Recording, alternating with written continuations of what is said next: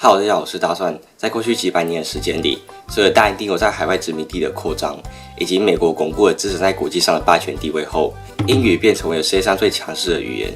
我们每个人所接触到第一个外语就是英语，不同国家的人之间所交流的语言也皆为英语。由此可知，英语在当代社会中有着无可撼动的地位，成为了国际间沟通的媒介。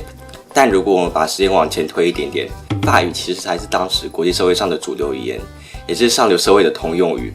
这也反映出当时法国在国际上的地位。法国跟英国在海外一样有着广大的殖民地，现今法语的影响力也仅次于英语。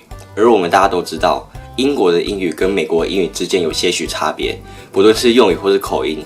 法语在大西洋两岸也存在着差异，而且你知道法语的发音跟同语族的其他语言相比，简直就是个突变种吗？所以在今天这部影片里，我们就要来好好探讨一下这个现象，以及法国法语跟魁北克法语之间的差异为何。在真正进入影片主题前，我们先来了解一下法语的语言学背景知识。法语 Français 在全球的使用人数大约有 3.12 亿人，为全球第5大语言，欧洲与非洲的第2大语言，也是许多国际组织的工作语言。举凡联合国、欧盟、红十字会等，都可以将法语的中音。而说到世界上人口最多的法语国家，其实并不是法国，也不是加拿大，而是位于非洲中部的刚果民主共和国。现今法语的影响力也随着非洲人口的扩大而水涨船高。法语隶属于印欧语系罗曼语族，印欧语系是世界上最大的语系，这部分我在往后影片就不再赘述，大家自己要记得这件事。而罗曼语族是欧洲3大语族之一，剩下2个则分别是日耳曼语族以及斯拉夫语族。有关于欧洲3大语族，我觉得可以拍成一部影片讲解，大家如果想看的话，可以在留言区敲完让我知道。跟法语同样在罗曼语族的语言还有意大利语、西班牙语、葡萄牙语以及在东欧的罗马尼亚语，这些语言都在同一个家族内，因为这5种语言都是从拉丁语演化而来的，所以理论上，如果你有学过法语的话，那你在学以上这4种语言的时候，应该就会轻松很多，因为这些语言有着相似的语法逻辑及词汇。但学罗马尼亚语可能就比较困难，因为罗马尼亚语还保留着拉丁原始的变革系统。虽然说都在罗曼语族内，但法语的发音跟其他4种语言相比可谓是独树一帜。因为法语除了没有其他4种语言的音占音，有是大多数人俗称的弹舌音之外，法语还多出了像是鼻音，例如面包的法语 bon bon， 对初学者很有挑战性的元唇音，例如法语的阳性定冠词 le， 以及很像吐痰的小舌占音 例如红色的法语 rouge。会出现这个现象，跟拉丁语在法国本土的发展有很高的关联性。拉丁语在来到法国前，当时法国所通行的语言为高卢语，高卢就指现今法国大致上的领土范围，而高卢语属于印欧语系凯尔特语族，跟位于不列颠群岛上的苏格兰语、威尔斯语、爱尔兰语以及位于不列坦尼半岛上的不列坦尼语是近亲。但如果就地理位置来看的话，高卢语其实跟不列坦尼语比较类似。毕竟不列塔尼半岛就是法国西北部那一块凸出来的土地，所以不列塔尼语也受到高卢语的些许影响。一直到罗马帝国开始统治高卢地区后，拉丁语也随着罗马帝国疆域的扩张被带到了高卢。此时拉丁语开始跟高卢语产生了融合，并形成了通俗拉丁语。但是要让通俗拉丁语转变为法语，只要等到法兰克人的入侵。法兰克人是日耳曼民族的一支，可能是因为当时汉朝攻打匈奴，或是气候变迁等因素，使得原本居住在斯堪的纳维亚南部以及日德兰半岛的日耳曼民族，因为北匈奴向西边的逼近，也跟着一起往西边移动，这就著名的日耳曼大迁徙。法兰克人在高卢建立了法兰克王国，而法兰克人所讲的语言是隶属于日耳曼语族的古法兰克语。法兰克语跟原本就在高卢通行的通俗拉丁语产生化学反应，并逐渐形成了法语的前身。这也就很好解释为什么法语的发音跟邻近的意大利语、西班牙语的差异可以那么大。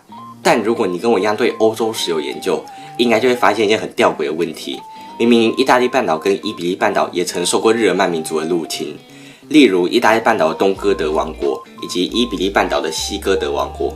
这些王国分别由属于日耳曼民族的东哥德人与西哥德人所建立，而且意大利半岛后来被同个民族的伦巴底人入侵，并建立伦巴底王国。为什么意语、西语、葡语在发音上却没有像法语那样突变得这么夸张？首先就是人数差异，征服高卢地区的法兰克人数量庞大，他们建立了强大的法兰克王国，并直接成为了当地政治与社会的核心。因此他们所讲的古法兰克语也深刻影响了高卢当地的通俗拉丁语。而东西哥德人由于来的人数较稀少，因此对当地的影响力也较为有限。不过这种说法无法完整解释问题的核心。意大利半岛本身就是教宗与罗马帝国的势力范围，所以拉丁语在当地依然有着难以动摇的强势地位。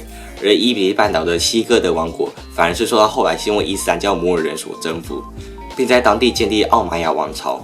摩尔人主要由阿拉伯人和柏柏人组成，因此相对于日耳曼语，西语跟葡语反而受到阿拉伯语影响较深。最后一个最关键的因素就是这3个地方的日耳曼统治者对拉丁所采取的态度。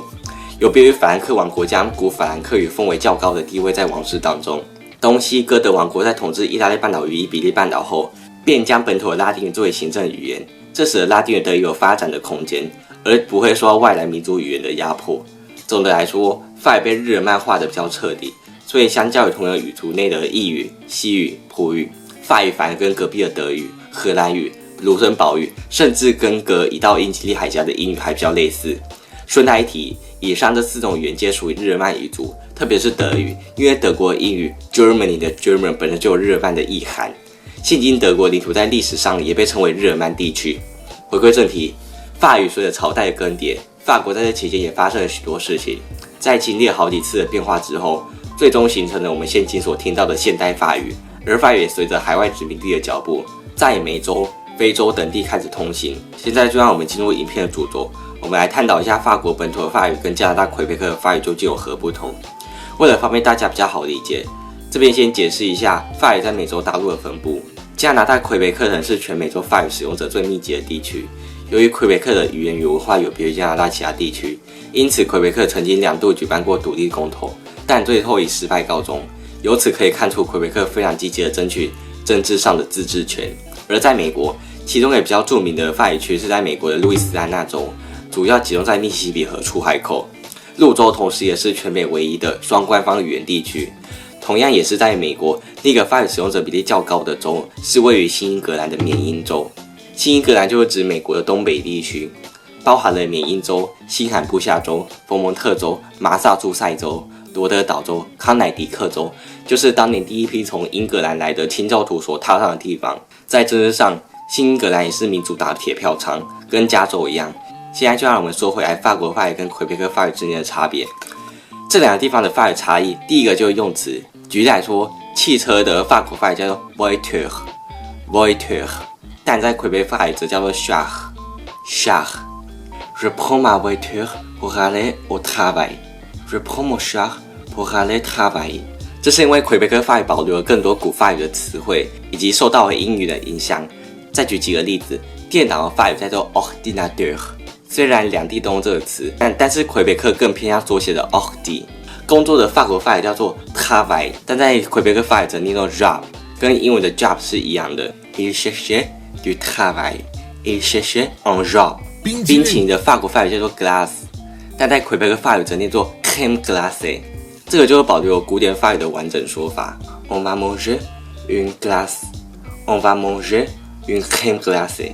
超市的法国法语叫做 supermarché， 但在魁北克法语则叫做 épicerie。不过 épicerie 在法国法语当中是杂货店的意思。Je vais au supermarché. Je vais à l'épicerie。至于在发音上，相较于法国法语，魁北克法语习惯把长子音念成双子音。例如左边的法国法语叫做 gauche， 但在魁北克法语则叫做 gauche。此外 de 跟 de 在 u 前的念法也有差异。例如你在法国法语叫做 du， 但在魁北克法语则叫做 tu。而在听觉上，法国法语的语气听起来会比较快速。Compteur continue de tourner. Nous voilà maintenant à 5 jours du grand vote de confiance. Rendez-vous très attendu par les Français, mais lui reste droit dans ses bottes. C'est François Bayrou. Il n'a fait aucune concession aux socialistes ce matin pour tenter d'inverser leur décision de faire tomber le gouvernement. Lui qui participait dans la foulée au dernier Conseil des ministres avant le vote de lundi prochain. Son avenir pourtant ne semble tenir. 魁北克法语的语气则听起来会比较轻松。Un ex-enseignant au secondaire qui est en couple avec une de ses anciennes élèves fait maintenant l'objet d'une poursuite de 15 000 aux petites créances. Ce qui est particulier dans cette affaire-là, c'est que la poursuite, elle vient de la mère de la jeune fille et la mère allègue un important préjudice moral causé par cette relation. Bon, on comprend qu'elle n'est pas du tout d'accord. Sa fille avait 17 ans quand la relation amoureuse aurait commencé avec son professeur, enfin son ex-professeur. 那以上就有关于法语以及法国法语跟魁北克法语之间有何差异的影片，希望大家会喜欢。如果你是来自法语国家，或是你是在学习法语的观众，也可以在影片底下留言，分享你对法语的看法。如果喜欢我的影片，记得订阅、分享。我到下期见，拜拜。